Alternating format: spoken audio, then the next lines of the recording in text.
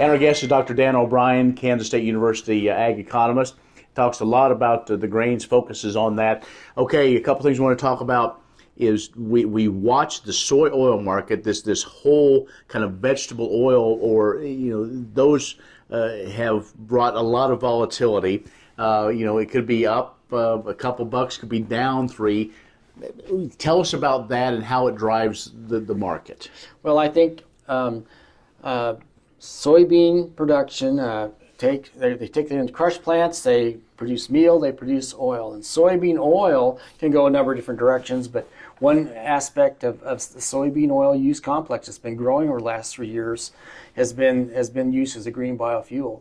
And again, you look at the 2019-20 balance sheet of 8,658,000,000 pounds of soy oil used for that, jumped to 9.1 billion in the 2020-21 marketing year. It's almost done. Projected to be about 11.5 billion coming up. And we have reports of plants being built in parts of the Corn Belt, actually to the north of us, that soybean crush plants that are associated with facilities that will make this green biofuel, and some might call it the Californication of bioenergy policy. But when they set that standard out there in the West Coast, then it's taking some amount of U.S. soybean production to feed that.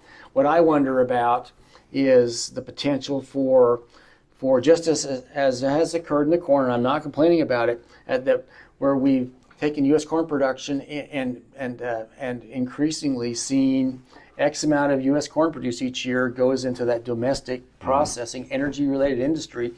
As this continues to grow, it looks like we're heading towards that same type of thing, and it's not bad, but it does crowd out export potential. Okay, now let's talk though in our remaining time about wheat. We're now days away from getting those first seeds in the ground for next year. We had a surprisingly good year pretty much in Kansas. Prices are up. The battle for acres, though, is going to begin. Will we see now an increase in wheat acres? Because with everything it still seems to be the economics are saying corn and beans. Well, the economics say corn and beans. Part of the economic picture also has to do with high input costs for especially corn. So that could be a factor as people look out to next year. We're going to have very likely a pretty strong crop insurance planting price, probably somewhere $6.50, $7. By the time we get to that, as we look out to next July 2022 average, and people could plant wheat into those acres if they have moisture. I think moisture is going to be a big key. If they think they can get something established, well, then they'll go forth and do that.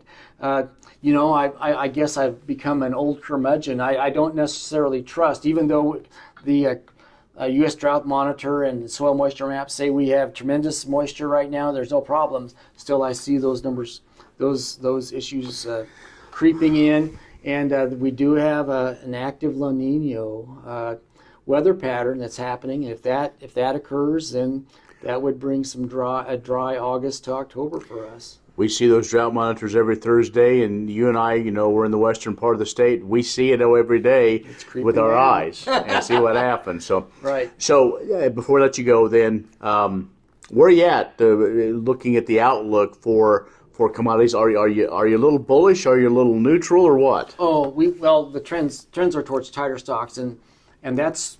And really, the question would be how long it sustains. When you look at past years, in tight times like this, in the marketing year we're in, we tighten up ending stocks, which means we tighten up beginning stocks, which raises the ante for getting a good crop the next year. And so when you come out of 2012-13 into 13-14, we sustained all the highs in 12-13 through most of 13-14 until we got out to the end of the summer. And then we planted a lot of acres, good crop is coming on, and beyond our belief, what was really high $5-6 price for corn, etc., dropped like a rock. Right. So So I think it comes down to human psychology in the market. If there's urgency, as long as the urgency to buy and the fear of not getting supplies is there, we'll hold up prices. We get that next crop coming, then the psychology of the whole thing will probably take it. We're at risk to going down sharply lower in the fall of 2022, I think. All right. Dr. Dan O'Brien, his ag economist, Kansas State University, has joined us. Stay with us. We'll have more in a moment.